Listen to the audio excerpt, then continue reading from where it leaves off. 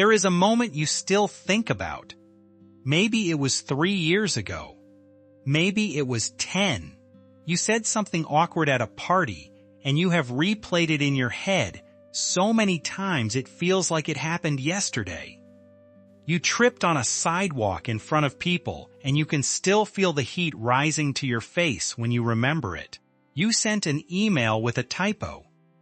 A single missing letter that you are still convinced everyone in the office judged you for. You wore the wrong outfit to an event and felt like a flashing neon sign of awkwardness. You walked into a room and every single person turned to look at you. And in that split second, you were absolutely certain they were forming an opinion you would never recover from. Here is what I need you to understand, and I need you to really hear this. Not one of those people remembers it. Not a single one. They were not thinking about you when it happened.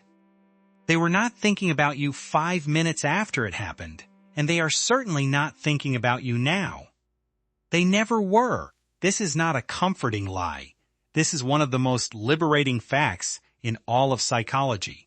It has a name, and it has been measured. In the late 1990s, psychologist Thomas Gilovich at Cornell University began studying something he called the spotlight effect.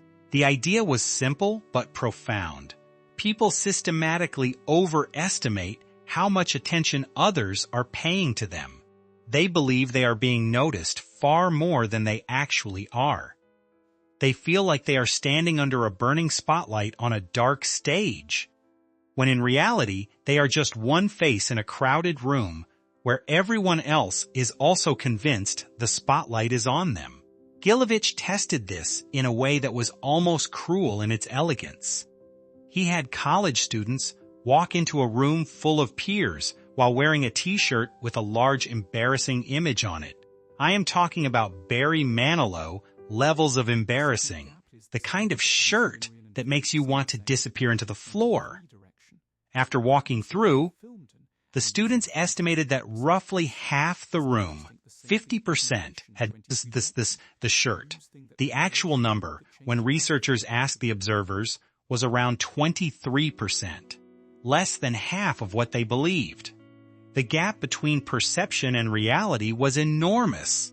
Then Gilovich flipped the experiment to see if the effect worked in both directions. This time, students wore a shirt featuring someone they genuinely admired, Bob Marley, Martin Luther King Jr., an image they felt proud to display.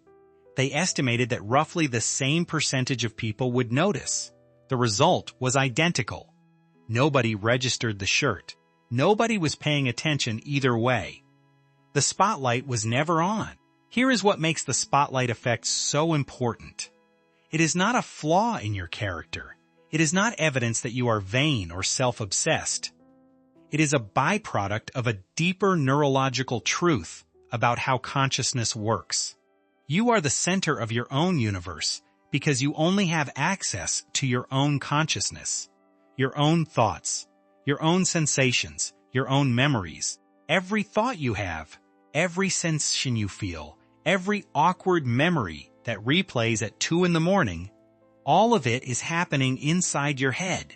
And because it is so vivid to you, you assume it must be visible to everyone else.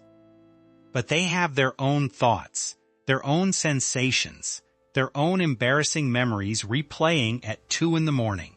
They are far too busy being the center of their own universe to notice you in yours. And then there is the second piece of this, Dunbar's number.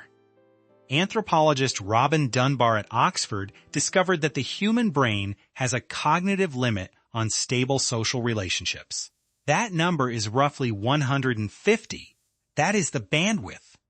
The maximum number of individuals your brain can genuinely track as full human beings with complex interior lives. Everyone beyond that circle is not a character in your story. You are barely even an extra in theirs.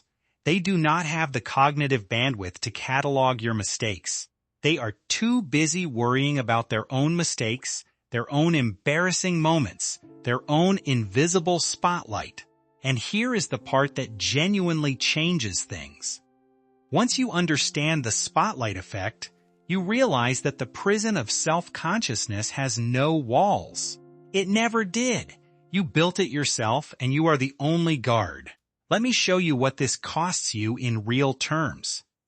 First, social paralysis. Every time you do not speak up in a meeting because you are afraid of sounding stupid, the spotlight effect is the reason. Every time you do not approach someone you find interesting because you are afraid of rejection, the spotlight effect is the reason. Every time you do not publish the thing you created because you are afraid of judgment, you are paying for a crime that nobody is accusing you of. Second, memory contamination. Every time you replay an embarrassing moment from years ago and physically wince, you are reinforcing a neural pathway that connects that memory to shame. The memory itself is neutral. A thing happened. The shame is a story you keep telling yourself about what that thing means. And the only person still telling that story is you. Third, missed life. This is the deepest cost.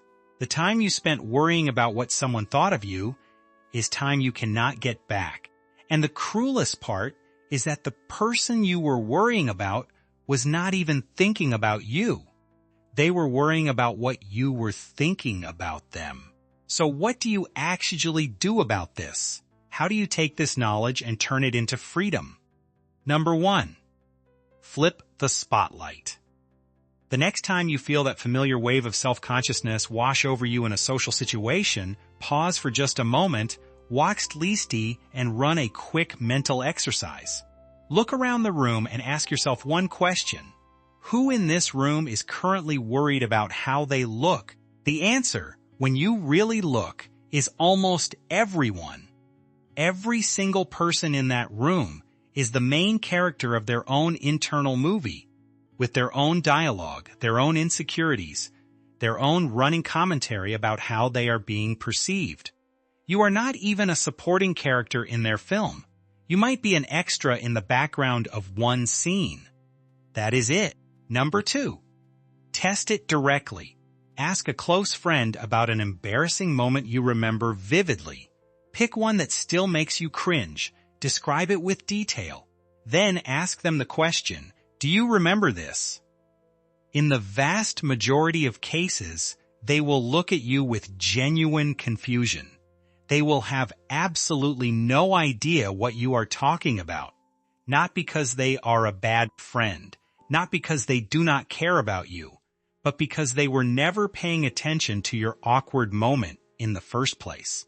They were far too busy paying attention to their own. Number 3. This is the most important one. The voice telling you everyone is watching is not the voice of truth. It is the voice of a brain that evolved in small tribes where social rejection meant death. In a tribe of 50 people, your reputation was your survival. Everyone was watching. Today you live in a world of billions. But your brain does not know that. It is still running tribe software in a global civilization. The anxiety you feel is not a signal of real danger. It is a hardware glitch. Here is what I want you to sit with for a moment. Right now, somewhere in your life, there is something you have been avoiding. Not because you lack the ability, not because the opportunity is not there, but because you are afraid of what people will think. A difficult conversation you have been postponing. A creative project sitting unfinished on your laptop.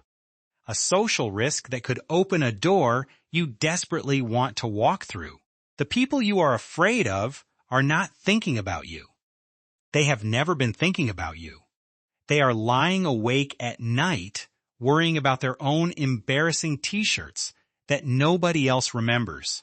The research is clear. The spotlight is off. The audience has gone home. The only person still watching the replay is you. And the only question that matters now is what you will finally do with that freedom.